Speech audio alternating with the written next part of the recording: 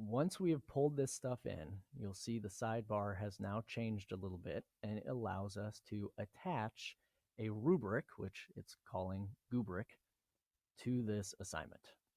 And that's what we want to do. So I'm going to go ahead and hit attach Goobric, and it's going to then ask to go out and find the rubric that you've just created.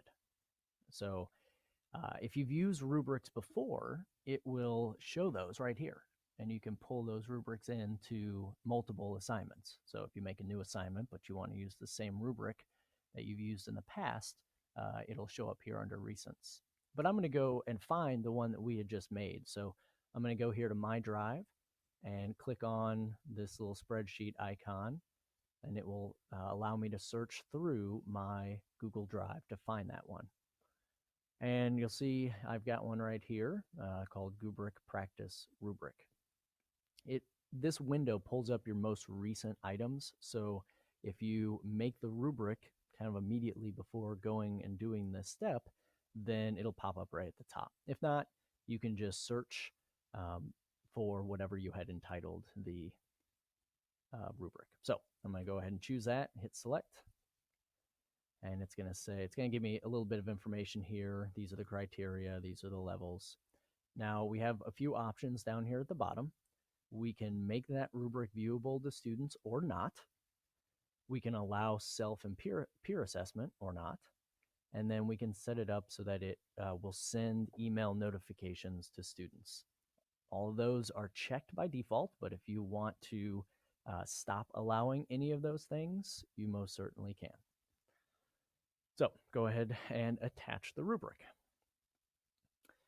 Now, as it's doing that, I'm going to go back to our presentation over here. So we have created the Goobric sheet. We've attached Doctopus. We've brought in the assignment from Google Classroom. And right now we are attaching the rubric to the assignment. Okay.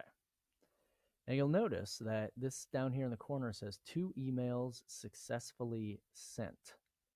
I'll show you in a second what that means. Okay, so before I do that, we'll just look at this screen and see what has happened. Now we have a link here in the middle that says Goobric link. So I can click on any of those links to start assessing each one of those individual documents. And we'll do that in just a little bit. Now, over here on this little sidebar, we don't need to do anything more with this. We could go ahead and display the average scores from our rubric if we wanted to, and then that would make a new column with average scores. We can do things like look for new submissions.